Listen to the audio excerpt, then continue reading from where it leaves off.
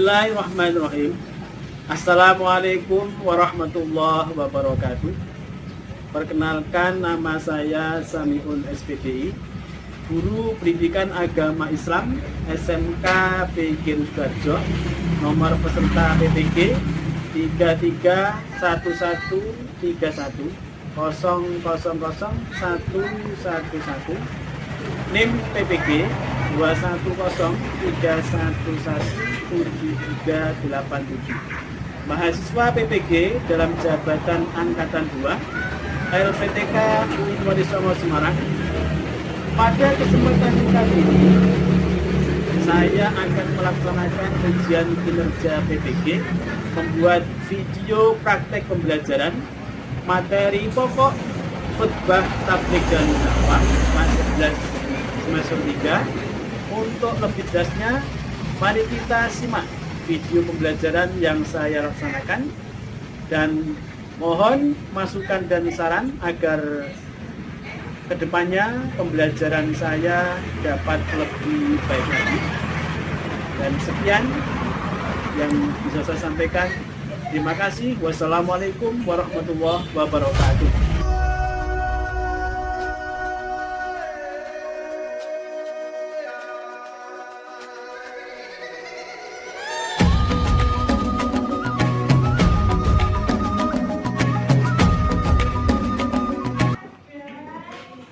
Selamat pagi. Assalamualaikum warahmatullahi wabarakatuh. Waalaikumsalam warahmatullahi wabarakatuh. Untuk mengawali pertemuan pada pagi hari ini, agar pembelajaran kita mendapatkan ridho dari Allah, mari kita berdoa. Silakan berdoa. Siap, siap. Mulai.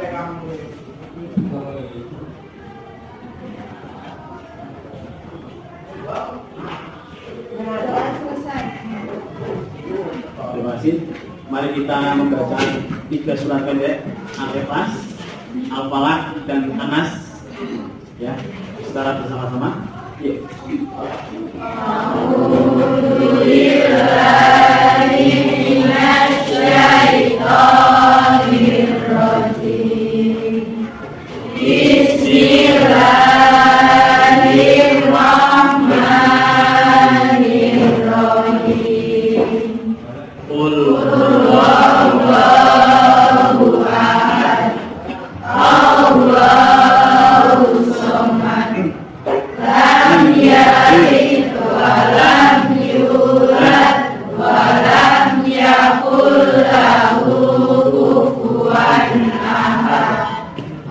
Hari ini masuk semua? Enggak. Mana yang enggak masuk? Enggak. Bagus. Ya, bagiannya. Afi Julian. Nah, Afi Julian masukin. Aisyah. Ya. Amanda. Ya. Amelia. Ya. Anissa. Ya. Arsanti. Tadi yang WA Basna. Kita mulai, Pak Bula akan cek ya satu-satu, nanti absen. Coba yang belakang maju enggak? Aku tanya kenapa kok hari ini seragamnya dinamis sekali, ada OSIS, ada kejuruan. Hari ini pakainya apa? Ya, pakai OSIS kenapa, Pak?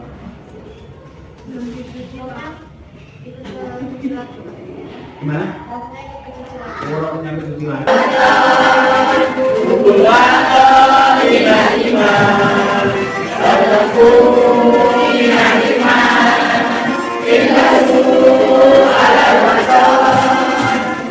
Indonesia biladi anta ulwanu maqama kullu ma ya'ti yauma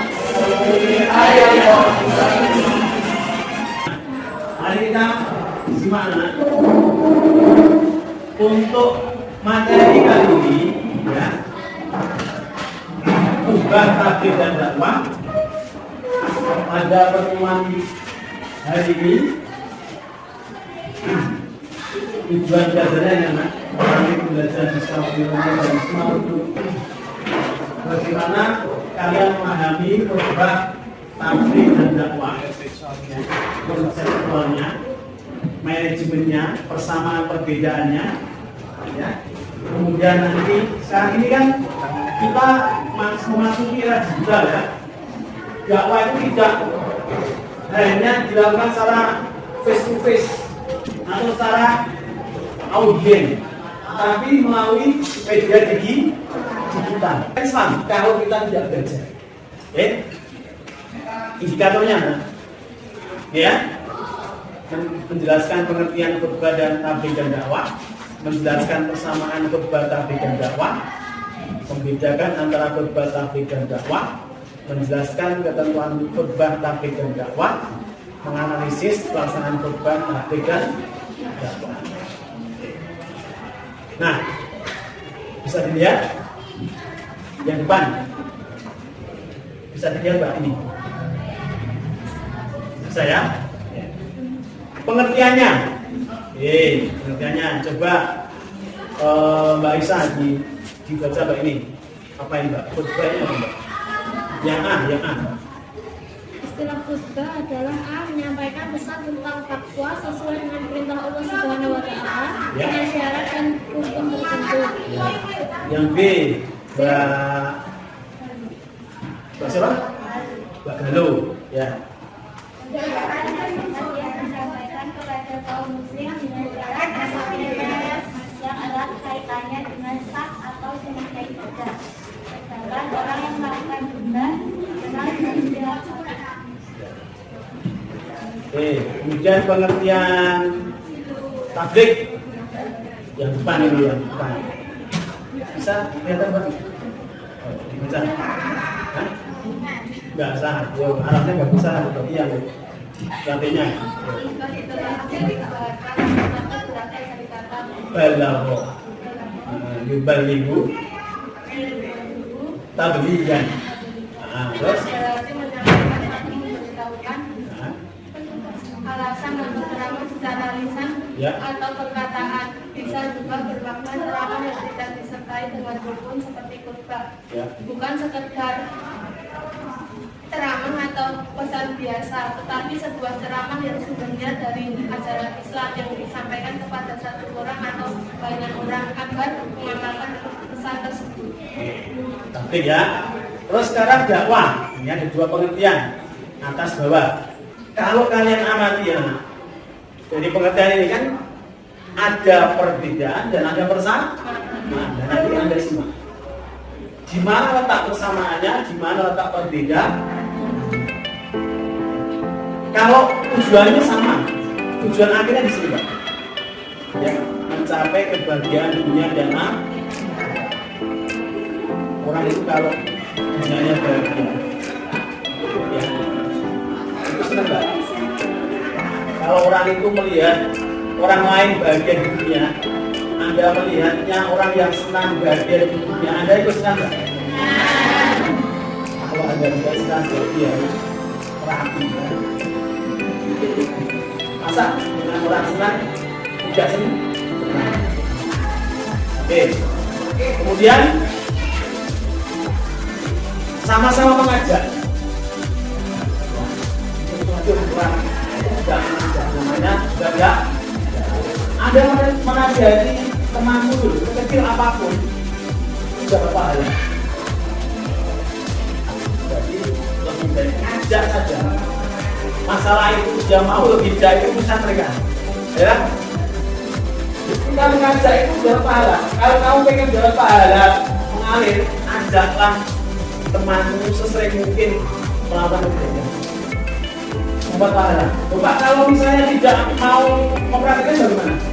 Itu urusan mereka. Yang penting kita itu selalu amar ma'ruf, perintah baik. Kok sampai dia itu mau, ya kan? Terus, misalnya ya, Mbak Naya ini mengajak kepada Mbak Kensta, sungguh ya.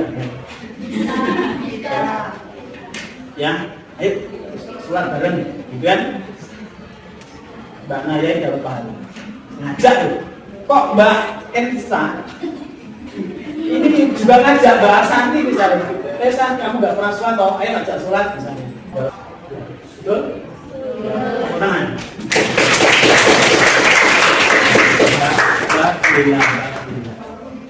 Sekarang dari masing-masing pengertian konsep ini mari kita pahami. Nanti kita akan menemukan kesamaan perbedaannya. Sekarang hukumnya ya.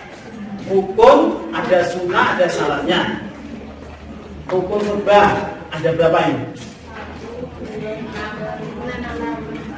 Coba, yang pertama apa?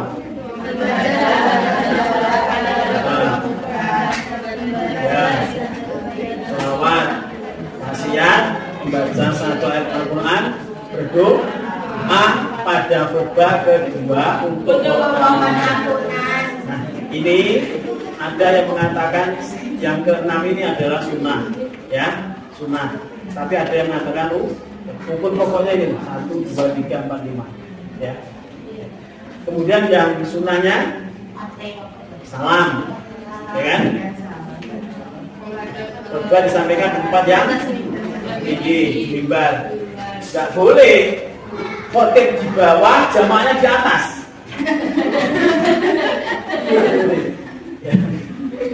Khutbah disampaikan dengan kalimat yang jelas. Anda enak, Pak. Perempuan enak, ya. Tidak usah khutbah tapi diri khutbah. Apa bedanya khutbah dengan khutbah? Kalau khutbah itu dia apa? Khutbah itu dilamar, ya. Oh. Terus khutbah dilakukan dengan berdiri, tidak boleh duduk sebentar di antara dua khutbah. Suara khutbah harus jelas dan dapat didengar oleh jamaah semua. Ini urutannya. Ini kalau orang berkhutbah itu ini wajib dibaca atau diucapkan, disampaikan. Ya. Hamdalah, syahadat, syahadatain, baca syahadatain, membaca sholawat, wasiat takwa, wasiat ayat harus dibaca. Adabnya sekarang, adab itu apa? Etika. Jadi etika sholat Jumat ini anak menyegerakan berangkat ke masjid lebih awal. Kalian lihat teman-teman Anda ketika pada saat sholat Jumat yang belum menyadari betapa pentingnya ketika orang pada saat mau melaksanakan sholat Jumat kok sampai menunda-nunda atau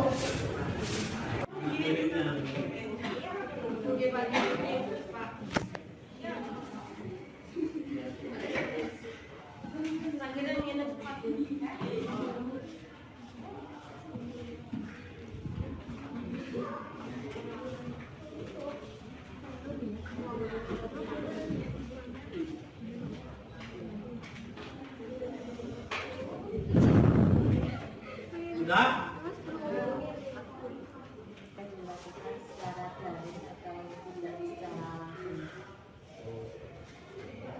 Dari gimana nih? Tidak bekerja secara Langsung ya. Podcast termasuk enggak podcast? Iya. Iya. Ada yang pernah podcast? Sekali kok. Berapa kelompok? Ya. Satu kelompok berarti ada 5 atau 4, 5 boleh lah. Ya. Yuk, silakan Pak Guru kasih waktu 1 menit untuk membuat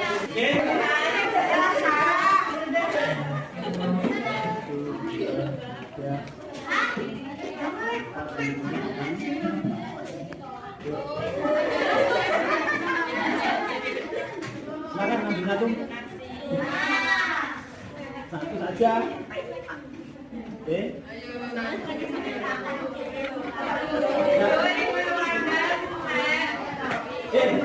Coba di masing-masing tema itu Anda temukan masalah dan diselesaikan. Oke, Pak Guru beri waktu 20 menit. Ya, 20 menit cukup?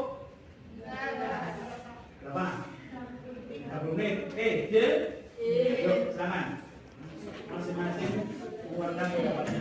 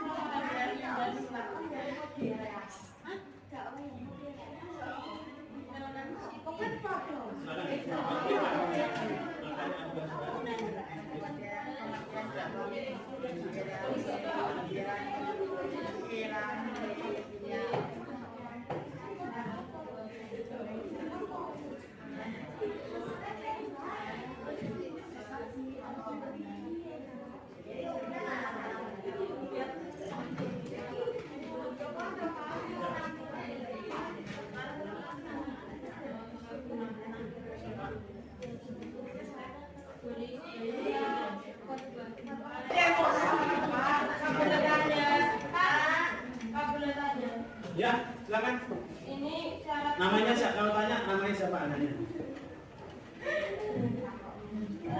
Saya Siti dari Temanya apa? ini temanya ketentuan kekuasaan bagus Tuhan. Ketentuan? Itu kayak salah ketentuan ini. Ketentuan pelaksanaan juga.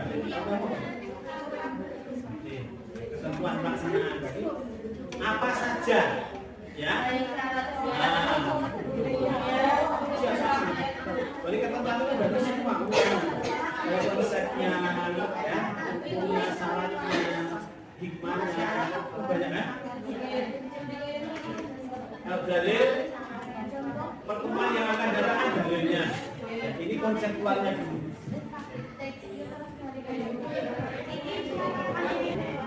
Apa ini?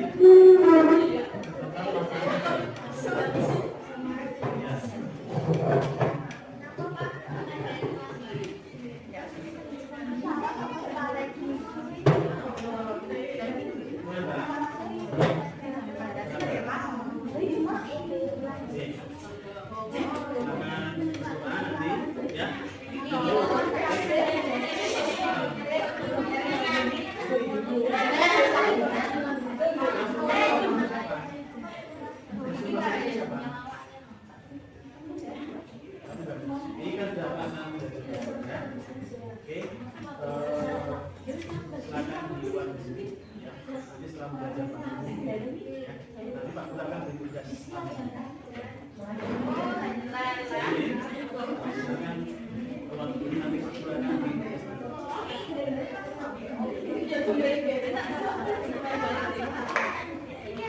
Tuh, yang maju pertama adalah dakwah digital. Silakan.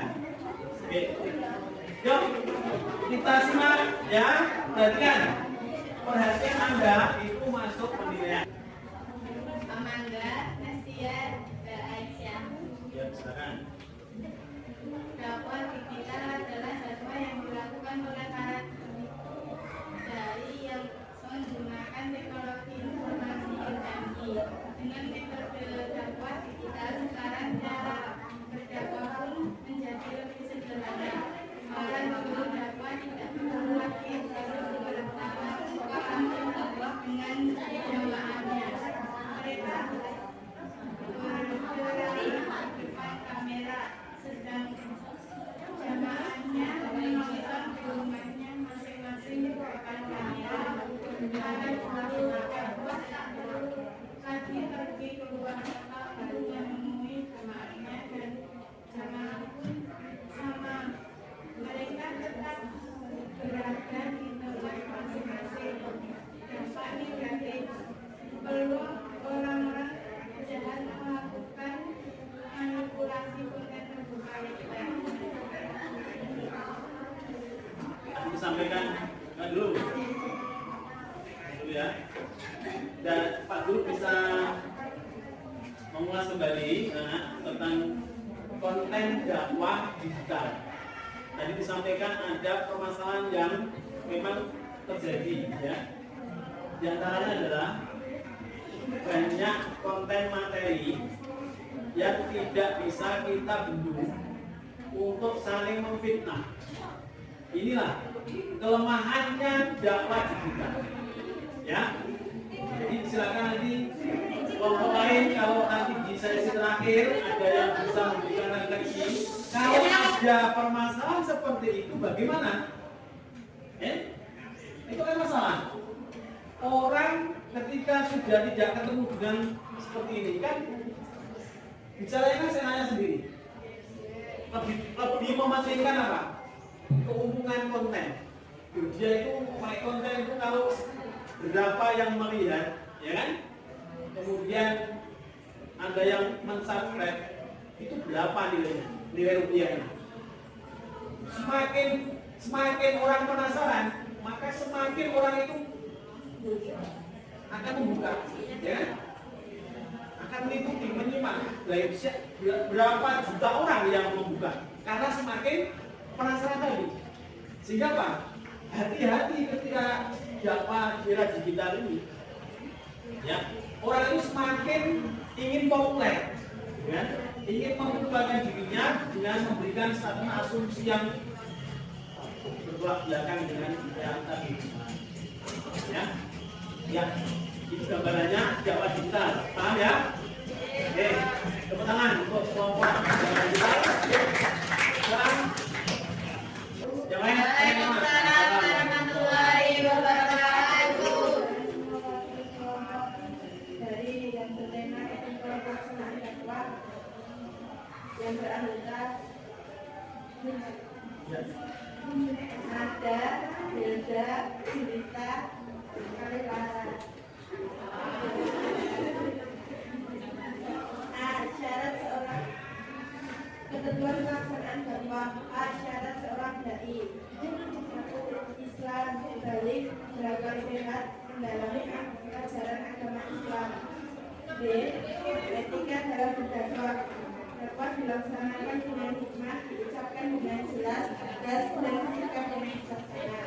Dakwah dilaksanakan dengan menjaga atau hasil yang baik, yaitu cara persuasif, tentang kekerasan dan kota. Ya, tepuk tangan untuk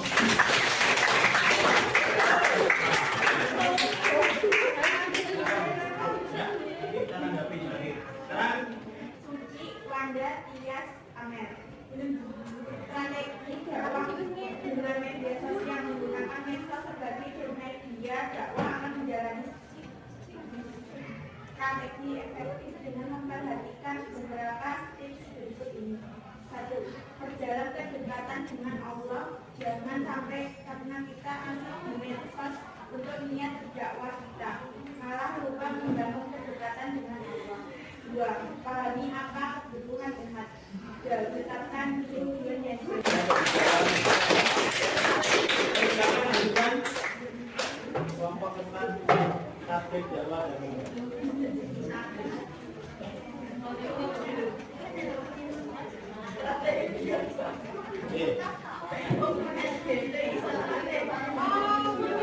Waalaikumsalam warahmatullahi wabarakatuh.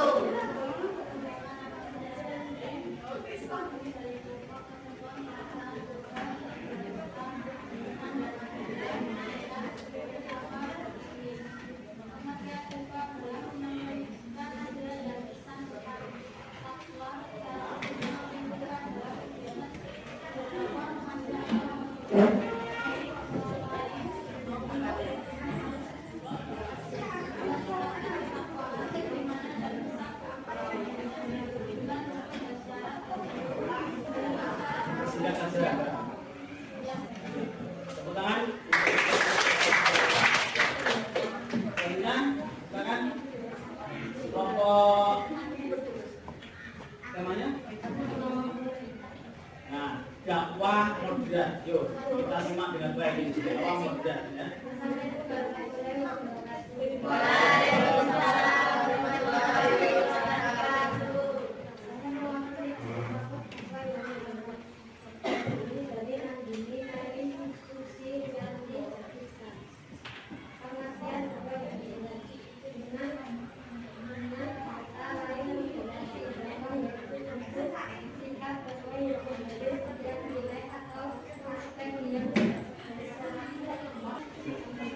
Yuk, silakan.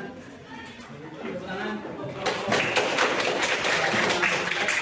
Selanjutnya, Assalamualaikum warahmatullahi wabarakatuh. Waalaikumsalam warahmatullahi wabarakatuh. Perkenalkan, saya Wulandari dari mewakili dari kelompok saya yang sudah merupakan Bulan Mulia, Elinda, Nanda Ayu, Rika Putri, Septiadia. Pengertian strategi dakwah daerah di era milenial. Strategi dakwah di era milenial adalah sebagai suatu proses dalam mengatur, mengarahkan, dan menentukan cara daya dan upaya untuk menghadapi sasaran dakwah dalam situasi dan kondisi tertentu agar apa yang menjadi tujuan dan sasaran dakwah dapat tercapai secara maksimal. untuk kelompok. Waalaikumsalam warahmatullahi wabarakatuh.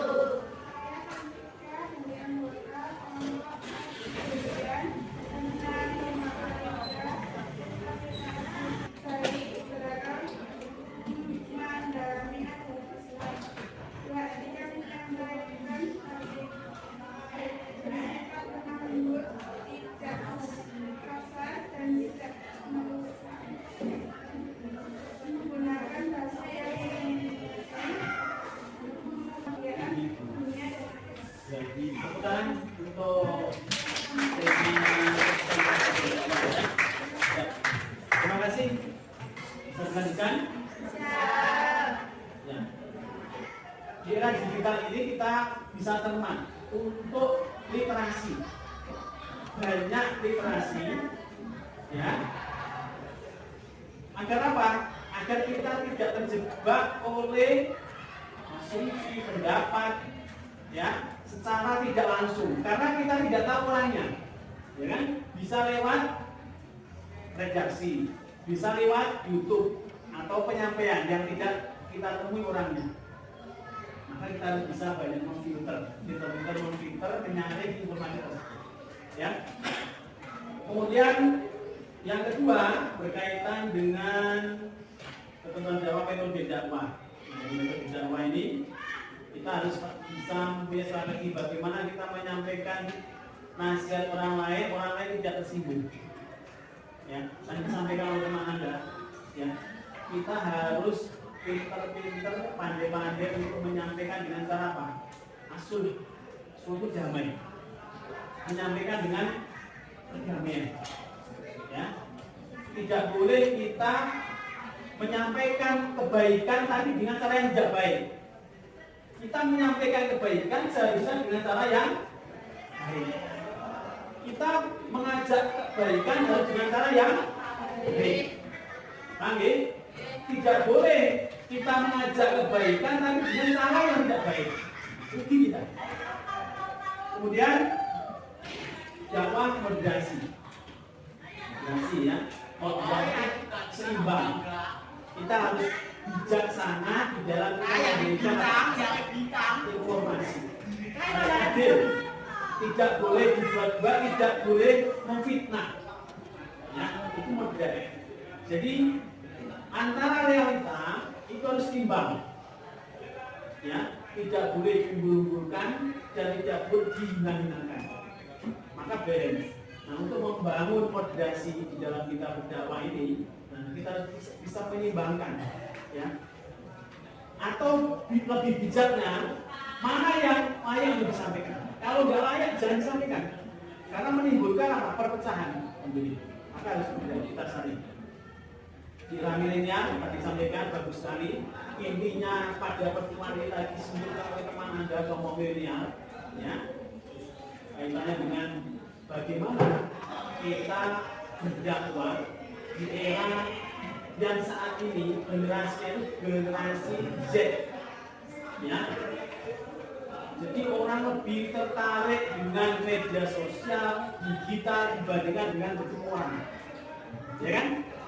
Maka dakwah di era milenial ini harus betul-betul orang itu tidak usah menyampaikan, itu bisa bikin, ya. Jadi Anda tidak usah melihat orang itu ilmunya seperti apa. Kita melihat orang yang bijak, terus kita itu ada rasa simpati, kita tiru, dia menjadi patut sebagai suri tauladan atau uswatun hasanah. Itu yang bisa kita simpulkan pada materi kali ini, ketentuan tabligh, dakwah dan khutbah, sehingga anak-anak kedepannya kita harus hati-hati untuk menyampaikan kebaikan harus dengan cara yang baik. Oke, itu untuk refleksi pada kali ini. Kemudian anak Pak Guru mengharapkan saran masukan, ya, yang nanti disampaikan lewat media sosial, masukannya, ya, hal apa yang menarik pada pertemuan hari ini dan hal apa yang kurang pada hari ini. Silakan nanti di chat lewat grup, ya, atau lewat video Facebook. Kemudian anak untuk kesimpulan, ya, tes hari ini Pak Guru akan mengirimkan link, nanti dikerjakan lewat Megosik, ya.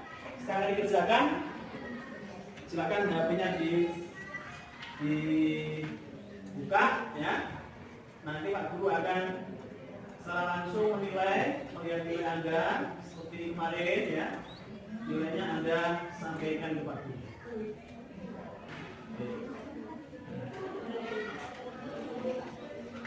That's BTP. Baik, bersih, ya. Coba dicek, dibuka dulu, ya. Buka. materinya bisa. Ya, itu ada soal mana? Bisa dibuka? Bisa? Sama ya? Nah, terus namanya? Nah, bisa kan? Nah, coba foto ya, coba senyum sekarang.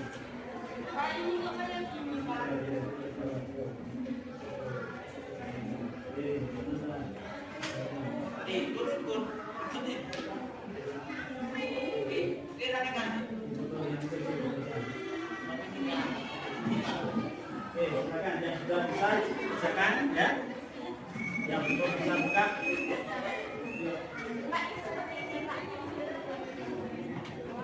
Yang lain bisa? Lagi. Nanti hasilnya dikirimkan kepadamu. Baik, mari kita tutup pertemuan pada hari ini ya dengan bersama-sama membaca Kafatul Majlis. Terima